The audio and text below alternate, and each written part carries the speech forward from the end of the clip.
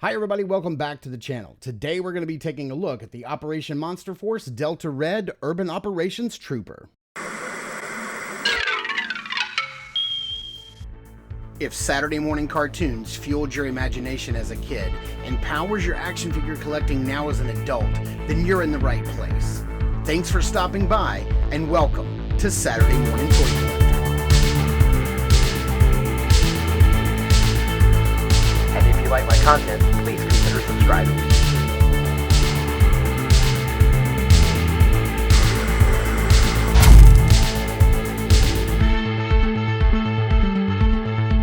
Alright, this is going to be our first full, in-box look at an Operation Monster Force figure. You guys will remember, last year, right after Joe Fest, I did a review of the blood variant translucent Dracula and the blue translucent variant of the Forgotten King. But those were exclusives, those were in bags, and this is my very first in-boxed Monster Force figure. I have two. I have this guy and I have Kilowog, who will be coming later, but we have nice, beautiful artwork here on the front. We have that nice Monster Force logo there on the side. We have the name here, number 2 in the line, Delta Red, the Urban Operations Trooper, and then we have the Operation Monster Force logo up there, Big Bad Workshop, BigBadToyStore.com, Fresh Monkey Fiction logo on this side, and then here on the back, the Forgotten King has returned. Collect them all. We have that cross sell of all of the, I believe it's like the 7 figures that are in Wave 1. Actually, I believe it's 8 figures because there's like a variant of this guy. There's like a Night Ops version of this guy. So I think there's 8 figures in Wave 1.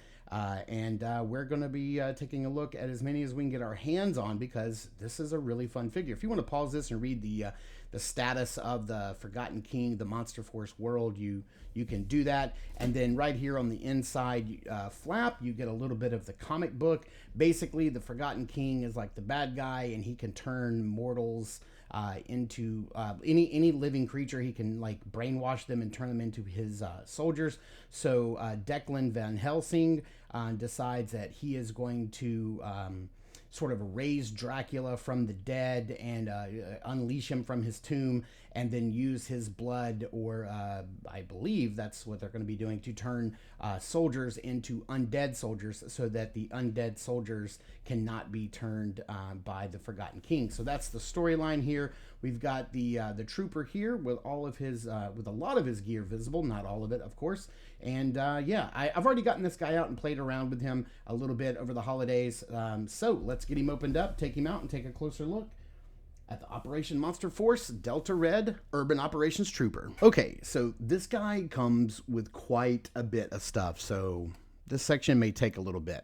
One of the things that I really, really dig is the base that they give you, because this is really cool. So you have a display stand that can stand up like this, where you can see the Operation Monster Force logo, but you can also use it as a base this way, where you can put their feet on it and have the base facing this way, or you can have it facing this way with their nameplate on it. And I think that's really, really neat. Gosh, there's so much. Where to begin? Let's start off with these amazing weapons, which I believe are provided to them by Gridiron Studios. If you guys have never ordered anything from Gridiron, they are just probably like the premier 1/12 scale accessory weapon maker out there. And you can see there's a lot of detail, a lot of paint hits. This thing is just not all green. So, you know, this is going to be one of those places where this line is going to stand out above, say, your G.I. Joe Classified series, or even Valaverse. The magazine on this weapon does drop out. The bullet is painted. You get some other magazines as well if you want to replace. It does have a little port in here for some blast effects that are included as well. So let me see if I can do this without breaking it. And there you have it. So you do get some little blast effects. We're going to look at these again in just a minute. Man, did I bend that? God, I hope not. As far as the other weapons go, you get this nice little pistol. Nothing on it moves, but you do have a couple of little blue paint hits there. It does come with its own little drop holster which it fits in very snugly. And then this can peg into the character's web gear. So he does have a lot of attachments. Man, that fits in there really, really tightly. He also comes with this very small pistol, very small little sidearm. And of course, it also has the blast effects. I didn't, the port for the blast effects, I didn't show this on that first pistol, but it does. And he also comes with a knife. Now, on him in the package, on his web gear, you get 2 canisters, like little grenades, and then you get this whole entire piece right here, which is removable. And so you get two slots here, and then a slot on his back, and then maybe even possibly another slot if you don't put in a backpack. But you can see that he comes with 1, 2, 3, 4, 5 ports to plug in things. So like this particular gear, it says, is that TQ right there? Is that what that says? Or TO? Looks like we have a pair of scissors, some magazines, a flashlight, and oh, that's a little spot for this little pistol. I didn't realize that, but yeah, that can tuck in. You can see the little molded part right there, and then another magazine. So you get another larger piece that you could put across the front. Looks like he's got like a little utility knife there, and then the 2 little ports. So you could plug this on. Now, they're not the easiest to plug in, but this has also been sitting in my room. It may be a little cold, so maybe you warm this up, it'll fit on there a little bit better, but they're not going to be really easy to plug in. So that's what, oh, that one side went in, but maybe not this other side. But yeah, you can see how you can fit that on there. He also comes with these little pouches for some magazines. So let's see if we can push that in, and you do get an additional. I knew that was going to be the case. So you can get another little. You can pop in another magazine. So you do get 2 additional magazines for your machine gun. You get 2 of these little ports for these little pouches for the extra clips, extra magazines. You get this little port here, which is a sheath for the knife, but it also has like a utility pouch on the front. So that's really cool. And then let's see, instead of one of the magazines, you could pop in this little communicator. So you have this little communication device. You can pop that in instead of one of the magazines, and then you do get another little, just a standard pouch here. And I think, if I'm not mistaken, that covers all of the gear that is added to his secondary armor. Since we're talking about armory, you do get some various blast effects that you can use, some smaller, some larger, different shapes, different sizes, but they all look basically the same. And then you do get this little smoke effect, which I wonder how that looks like on the end of, like, maybe like let's say the pistol. Let's see if we can do this on camera. Behind the camera, I'm not sure if I'll be able to, but yeah. Which, that's pretty cool. For figure photography, this is amazing. I wish we had more companies that give us that kind of stuff. So as far as the hands go, we get quite a bit. It looks like we get 1, 2, 3, 4, 5 sets of hands. The ones that come on him in the package are these, these regular gripping hands. They have a little bit of green and silver, and they are on horizontal hinges. Then we get some splayed out gesturing hands on horizontal hinges. Looks like we get 2 fists. These are also on horizontal hinges as well. And then it looks like we get some trigger finger hands, and these are going to be on vertical hinges. So I really appreciate that. Need the vertical hinges. Our guy also comes with 3 heads. The first head is his undead soldier look. So we've got kind of like this mohawk going on, and you can see it's very nice.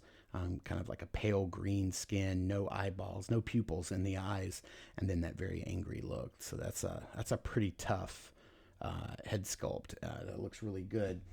Then we get this head sculpt, which I'm not the biggest fan of, but I do kind of like the tech and the sci-fi lines around the outer part of the helmet. But then you get this blue mask with these red eyes. This is not a helmet. This just is an extra head sculpt that pops right on. And then probably my favorite of the helmets is this tactical helmet. It's got this visor that raises up, and you can see that he does have that same sort of face underneath.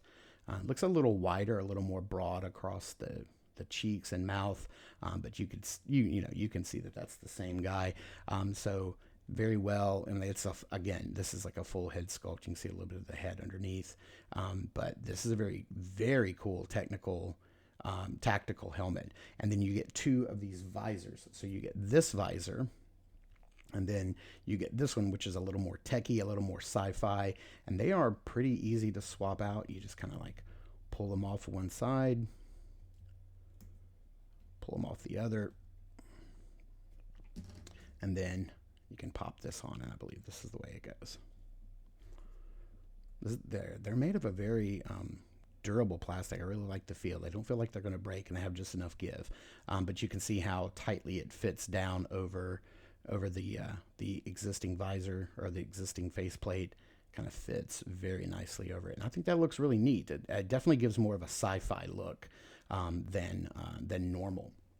Now he does come with some knee pads that are just part of the sculpt. These do not come off. You can see that they're actually made. They are the knee joint. So he does come with some knee pads on, but he also comes with some extra gear that you can put on. So here is a drop leg holster, and this is where you would plug in anything you like, really, but probably what would fit best is probably the holster for his main sidearm. And again, it may do well to like heat up some of these more rubbery pieces of plastic so that the pieces port in a little easier. But you do have two straps on that one.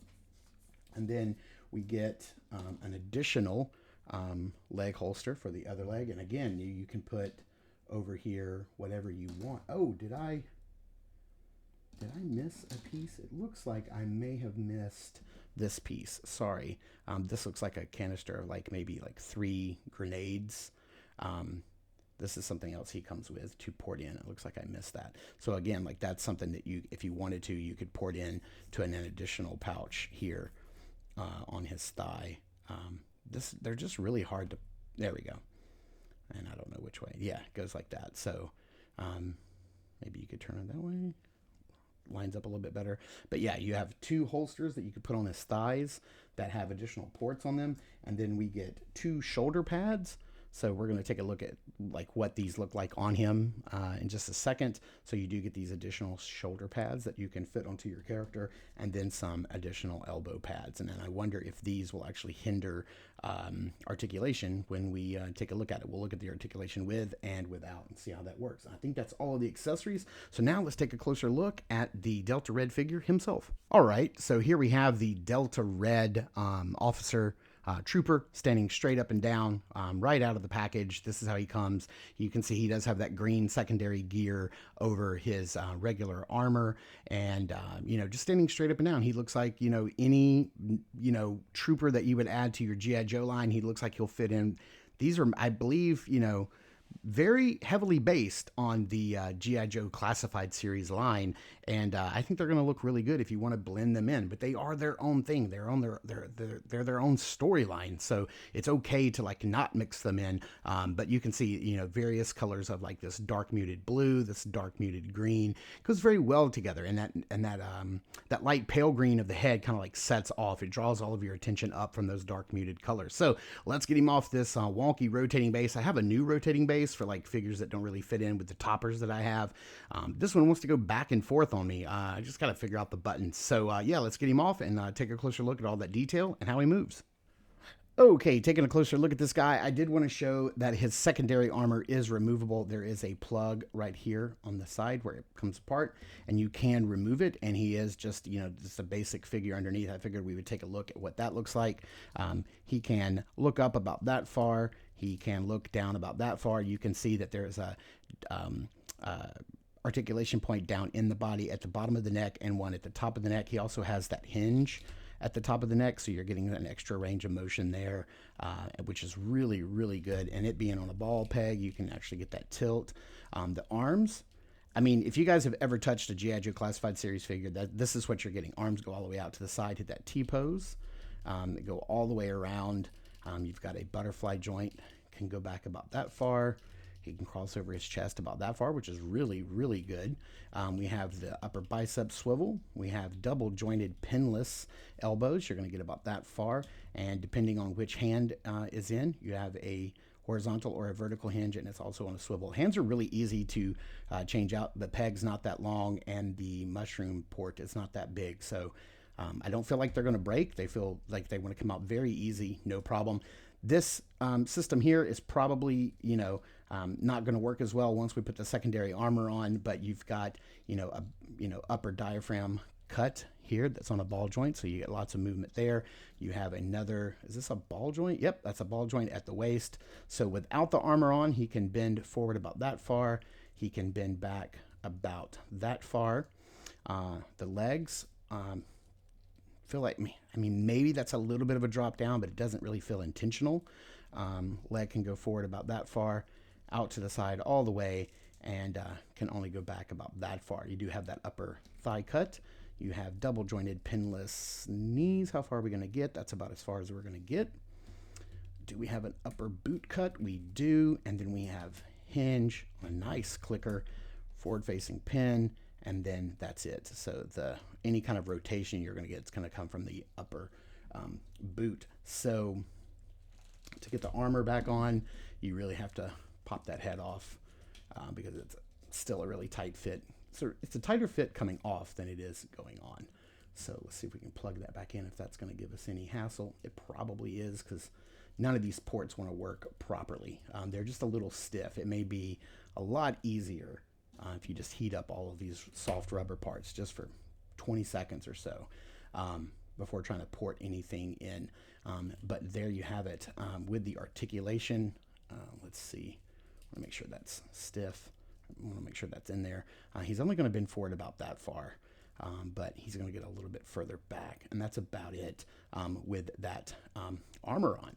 Okay, and I almost forgot to show this off, and I'm glad I caught myself before I started taking pictures. But I did want to show you all of the armor bits on and fully decked out. So we've got a drop leg holster here, so that he has his sidearm.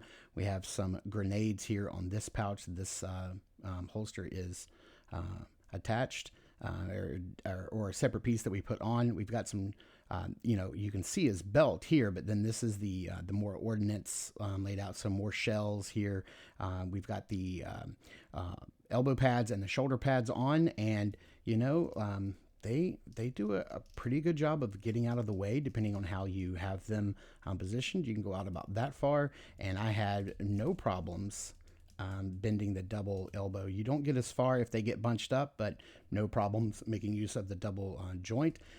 These do go on a certain way with these particular, this version of the shoulder pad pointing downward. It's different because this strap is a little larger than this strap. So you'll notice that when you go to put them on.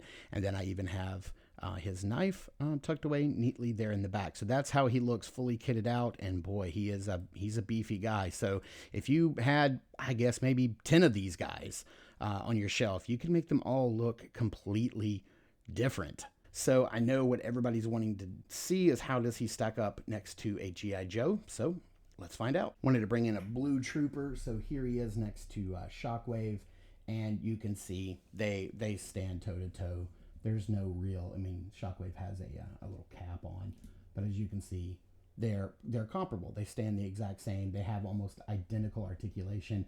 And there would be absolutely no problem fitting these in. As a matter of fact, if you guys don't know, there's an additional set of these figures. It's not Monster Force. I think they're called like Soldiers of Fortune or something like that, and they're not monsters at all. And yeah, you can definitely fit those in with your Joes. You'll have some mercenaries, some unnamed bad guys.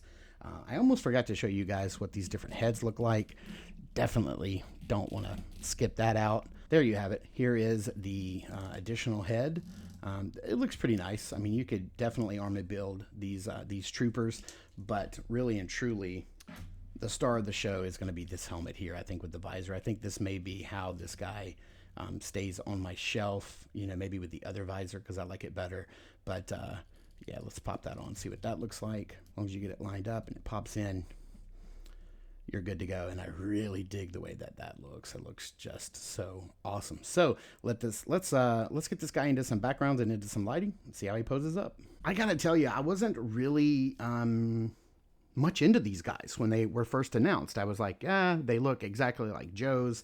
I'd rather have the Joe's.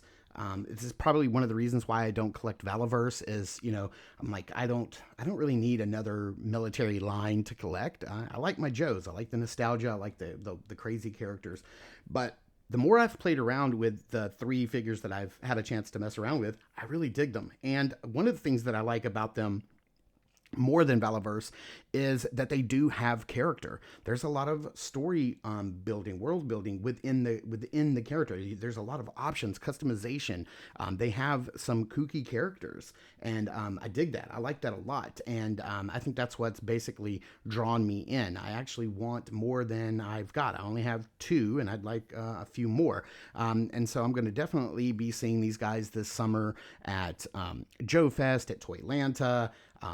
Hopefully maybe they'll be at Heroes Con, and I'm going to be picking up some more of these characters. I've got a bunch on pre-order, and so, but they are exclusive to Big Bad Toy Store. So if you want to get in on this line, head over to Big Bad Toy Store. I think you can pretty much pre-order. There's only like 4 or 5 figures that are in stock right now, but you could pretty much pre-order the entire wave, because even the ones you've missed out on from wave 1, they're still up for pre-order because they're going to be making more. And if you can find them at shows, I'm sure they're going to have a supply that they'll have at the shows as well for you to pick up. So I am all in on this line. They are great. When I say all in, I really don't mean that I'm going to be getting every figure. I'm going to cherry pick. I'm going to get the ones that I really dig the most. And this guy was like tops on my list. I'm, you know, a modern military, creature soldier. That's just really cool. That's awesome to me.